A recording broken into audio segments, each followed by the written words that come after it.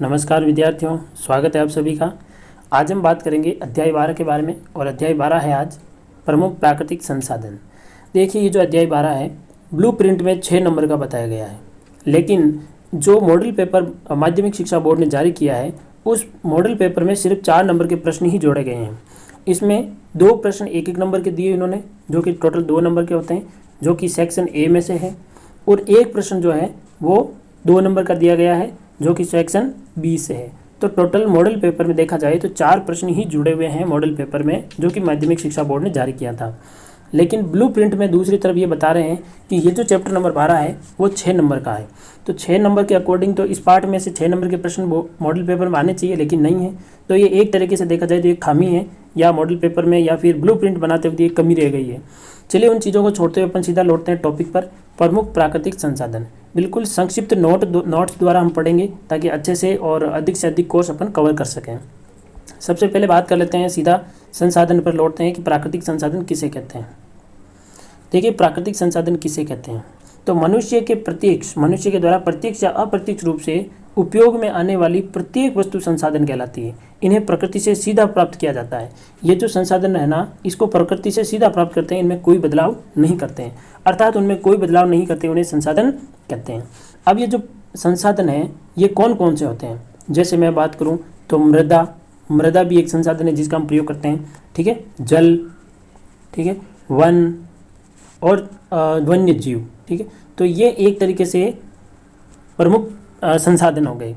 तो संसाधन किसे कहेंगे? मनुष्य के द्वारा प्रत्यक्ष और अप्रत्यक्ष रूप से उपयोग में आने वाली प्रत्येक वस्तु संसाधन कहलाती है और इन्हें प्रकृति से सीधा प्राप्त किया जाता है, इनमें कोई बदलाव नहीं करते हैं।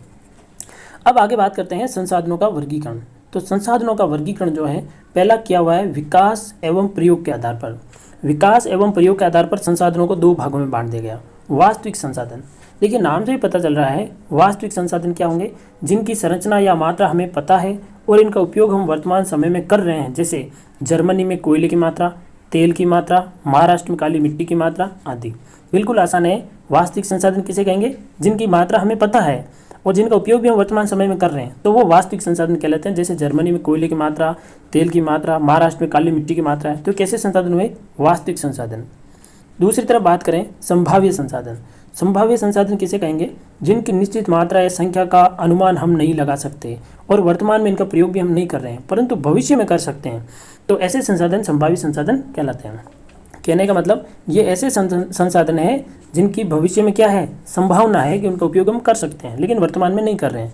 जैसे लद्दाख में पाया जाने वाला यूरेनियम। ऐसा बताया जा रहा है कि लद्दाख में बहुत अधिक मात्रा में यूरेनियम है और यूरेनियम ऊर्जा बनाने के लिए बहुत ही महत्वपूर्ण यौगिक है, तत्व है। तो यूरेनियम लद्दाख में माना जा रहा है कि है, लेकिन हमें पता नहीं है, संभावना है। तो ये कैसे संसाधन हुए? संभाव्य संसाधन हो गए। दूसरी बात करते हैं उत्पत्ति और उद्गम या उत्पत्ति के आधार पर। तो उद्गम और उत्पत्ति के आधार पर संसाधन जो है मुख्य रूप से 2 भागों में बांट दिए गए। जैव संसाधन। जैव संसाधन किसे कहेंगे? सजीव या जीवित वस्तुएं जैव संसाधन कहलाती है, जैसे जीव जंतु, पेड़ पौधे, मनुष्य। कैसे संसाधन हुए? जैव संसाधन। अजैव संसाधन किसे कहेंगे? जो वस्तुएं निर्जीव है, अर्थात जिनमें जीवन नहीं है, अजैव संसाधन कहलाता है। जैसे प्रकाश हो गया, मृदा हो गई, ठीक है, जल है, वायु है, तो ये कैसे संसाधन आ जाएंगे? अजैव संसाधन। फिर बात करते हैं भंडारण और वितरण के आधार पर। तो भंडारण यानी उसका संगठन, तो कितना स्टोरेज है, कितना कम है, उसके आधार पर देखा जाए तो 2 प्रकार के संसाधन हैं, सर्वव्यापी और स्थानिक।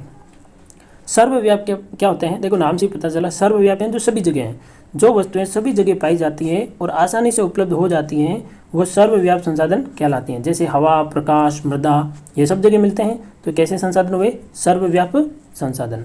दूसरे होते हैं स्थानिक संसाधन। जो वस्तुएं विशेष स्थान पर ही पाई जाती हैं उन्हें स्थानिक संसाधन कहते हैं। जैसे तांबा, लोहा, प्रत्येक तत्व की, धातु की कुछ विशेष जगह पर ही उनकी खानें होती है, वहीं से उनको निकाला जाता है, सब जगह ये मौजूद नहीं होते हैं, तो उन्हें कहा जाता है स्थानिक संसाधन। आगे बात करते हैं नवीकरणीय संसाधन और अनवीकरणीय संसाधन। ये भी एग्जाम की दृष्टि से बहुत इंपॉर्टेंट है। नवीकरणीय संसाधन, अनवीकरणीय संसाधन में अंतर पूछा जा सकता है 2 नंबर का। तो देखिए, नवीकरणीय संसाधन किसे कहेंगे? जिनका निर्माण तथा प्रयोग पुनः किया जा सकता है, अर्थात इनकी पुनः पूर्ति हो सकती है, नवीकरणीय संसाधन कहलाते हैं और ये असीमित होते हैं। जैसे सौर ऊर्जा, पवन ऊर्जा आदि। तो ऐसे संसाधन जिनका हम पुनः उपयोग कर सकते हैं, जिनका पुनः निर्माण किया जा सकता है और इनकी मात्रा असीमित होती है, यानी इनकी मात्रा बहुत ज़्यादा होती है।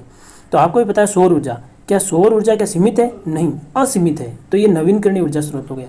पवन ऊर्जा, पवन ऊर्जा की मात्रा कितनी है धरती पर? असीमित है। तो कैसा स्रोत हो गया ये? नवीकरणीय ऊर्जा स्रोत। तो फिर इसी का उल्टा मान लेते हैं हम, अनवीकरणीय संसाधन किसे कहेंगे? जिनकी मात्रा सीमित है, जो जल्दी समाप्त हो जाएंगे। वह वस्तु की जगह संसाधन कहेंगे, वह संसाधन जिनकी मात्रा सीमित है, जिनके निर्माण होने में बहुत अधिक समय लगता है और बनाने की आशा नहीं की जा सकती, अनवीकरणीय संसाधन कहलाते हैं। ऐसे संसाधन जिनको बनाए जाने की तो कल्पना भी नहीं कर सकते, जैसे पेट्रोलियम, प्राकृतिक गैस, कोयला भी लिख सकते हैं। तो ये कैसे संसाधन है? इनको कभी भी वापस नहीं बनाया जा सकता। ये अगर समाप्त हो जाते हैं तो इनको वापस नहीं बनाया जा सकता। तो ये कैसे संसाधन हुए? अनवीकरणीय संसाधन हुए। आइए बात करते हैं आगे प्राकृतिक संसाधनों का प्रबंधन, क्योंकि संसाधन जो है हमारे लिए इतने महत्वपूर्ण हैं तो इनका प्रबंधन भी बहुत जरूरी है, इनकी सुरक्षा भी जरूरी है। तो मनुष्य द्वारा जीवन जीने के लिए संसाधनों का प्रयोग करता है। आदि मानव अपने पर्यावरण से प्राप्त वनस्पतियों, पशुओं पर निर्भर था। वर्तमान युग में बढ़ती जनसंख्या के कारण संसाधनों का दोहन हो रहा है। इस प्रकार हमें क्या करना है? ये संसाधन निकट भविष्य में समाप्त हो जाएंगे, इसलिए इनका क्या करना है? प्रबंधन करना है। तो प्रबंधन करने के लिए हम कैसे करेंगे?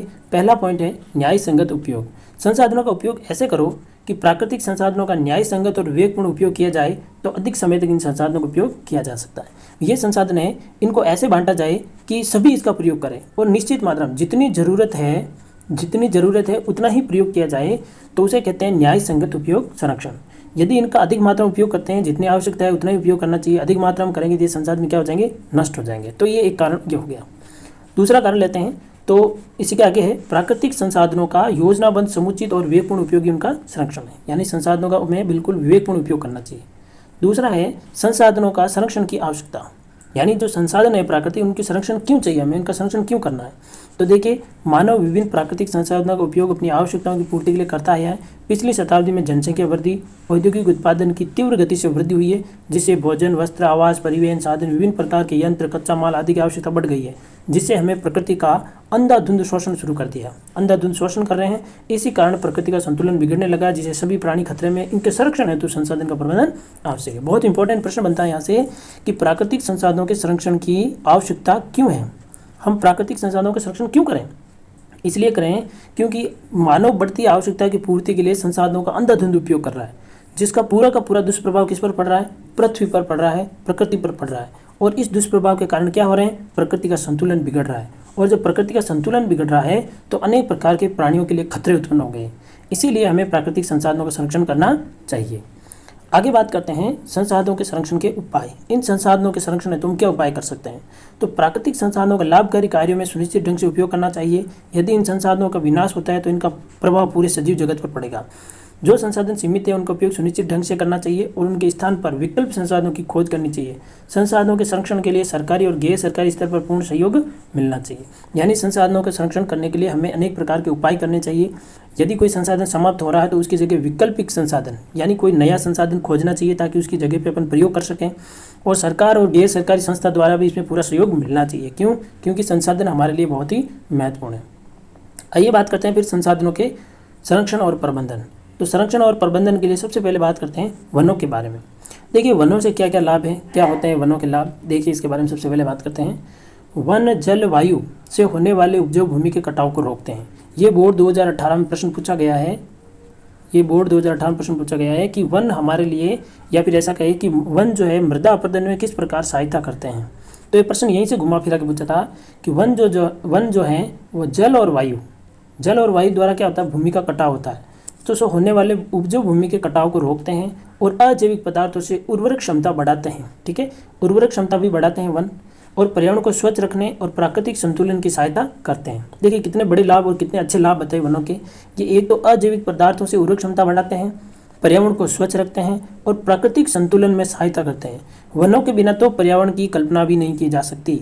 इसके अलावा जलाऊ लकड़ी और अनेक प्रकार के उत्पाद जैसे बांस, रेजिन, रबर, सुगंधित तेल आदि प्राप्त होते हैं। तो ये हो गए वनों के लाभ। मिलते हैं अगली क्लास में, तब तक के लिए जय हिंद, जय भारत।